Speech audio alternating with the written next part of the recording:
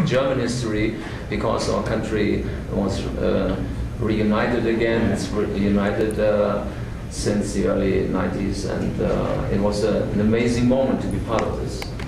And now, last year you released a DVD, One Night in Vienna, that also had like a documentary about the band. Is there something that after you see the documentary you would say like, oh, I would like to that part would be there in the documentary, but it didn't go?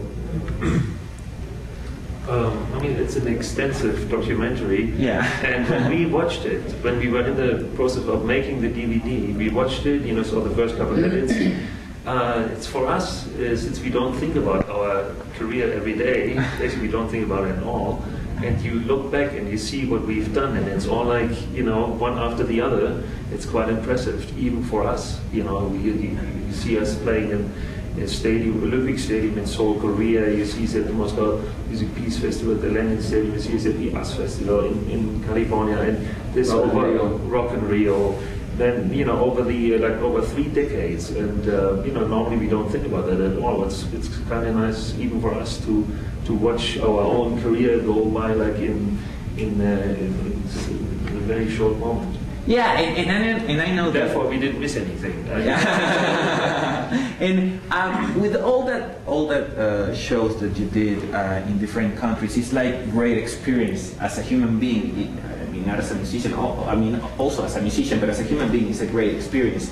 What could be the most important thing that Scorpion had given you as a human being?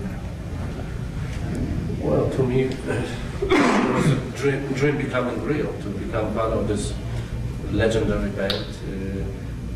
I had a feeling from the first moment when I went for the audition that I'm going to be part of it. It was written in the stars. It just took, you know, a few months before they announced that I'm an original member. For me, you know, I have my family at home, my wife and kids and stuff, and this was great to be invited here, and I've been fortunate to be part of this wonderful band for 11 years, 12? Yeah. Yeah, wow, incredible. And, yeah, and so it's kind of like I have my second family, my rock and roll family, and it's great to be part of it. It's a real thrill every day. And I think that is one of the most important things, that you still, with a great vibe with each other, that you still have been successful for so many years, right? Yeah, I think, you know, it's amazing after all these years that we're not only still touring all over the world, but also still making new records, and so we're very excited about this new album, Humanity Hour One. And at the same time, we still go to new places. We just 2 weeks ago started the leg of the tour in Latin America. Before we came to Mexico, we played a couple of shows in Brazil, and one of the shows was in Manaus, in the rainforest, the capital of Amazonia, you know, and to not only to sing about humanity, but also to, you know, to make action, to go there and try to raise some attention again for this part of the world, how important it is for all of us, you know, because when you see that people, artists, musicians went there like 20 years ago and talk about, you know, the global warming and the importance of the rainforest. Today, in 2007, we can see all over the world, just with this latest hurricane coming all over from the Caribbean here to hit Mexico, you could see the effects of the global warming. So it's very important to raise attention again for the rainforest, and hopefully the destruction will stop, and we, as musicians, as artists, we can do not a lot, but this is something, and I think maybe it is a lot, to go there and spread out this message, and hopefully people listen. For this show in Manaus, the Greenpeace was involved, and so it was an amazing show, and I think they never had a big show like this there before. There were 30,000 fans, and we rocked the jungle. It was fantastic. So after all these years, we're still open for every challenge that comes up, and we're excited about to come to new places. Like last night we played in Hermosillo here in Mexico, and we've never been there before, and it was like crazy. Fans were fantastic. So we're very happy about our fans here in Mexico, and tonight again we play at the Teatro Nacional here in Mexico City, and we've been there a couple of times before. It's a beautiful venue, fantastic.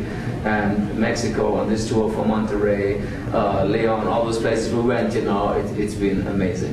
That's awesome. I want to mention the first time we arrived here in Mexico City, it was '82, Klaus and me. It was our first time, not for the concert, only for promotion and to go into it, because it was not so easy in these days to play concerts here in Mexico City. And we already fall in love with the country, with the people and stuff. And now we are here touring the whole country. It's fantastic, and we can say thank you, guys.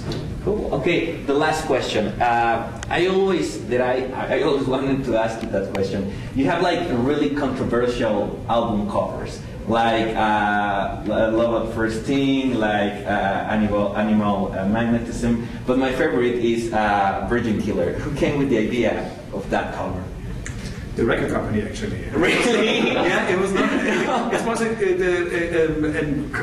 companion kind of thing between a journalist and the record company, and we wasn't sure because it was too hard for us even these days. It's not the kind of album you want to go to your mother and father. Show your folks back home, you know. But anyway, it convinced us in the end, because the message in the song was somehow the time was the Virgin Killer, and as an artist we thought maybe we can get through it, you know.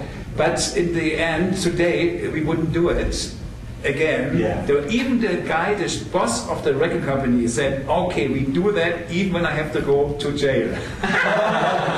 No, we were young and we needed the money. No, you know, of course, you know, there was a lot of media scandal, and you know, and today, of course, you wouldn't do this because of child pornography. You know, this is all over the internet, and it's such a serious issue, you know, and so these days it would be no way to come out with artwork like this, you know. So that is right. It's very edgy, but I know there are a lot of people.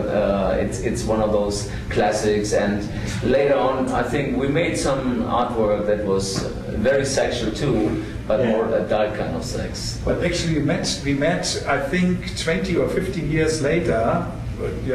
We met a girl. Really? Yes, again, and she had no problem with that, and she is happy to. She was on the cover, and she is on the cover, and you know, there's some people who have no thoughts about things. It's always the way how you think. When you think dirty, it is dirty. If you think clean, it's not. Yeah, it's an artistic picture, I think. Well, thank you very much for the time of this interview. It's an honor to have the opportunity to talk with you. Good luck. I know it's going to be great because you're an awesome band, so thank you very much. Thank you. Take care. Thank you very much. Take care, man. Thanks. Ok, pues bueno, hermanos, ya lo vieron. Scorpions aquí de visita en la Ciudad de México. Una banda impresionante, hermanos. Consigan por ahí el Humanity Hour 1. Vamos a continuar con más. No le cambien, estás ante lejita. Yeah, cool. Thank you very much. Good.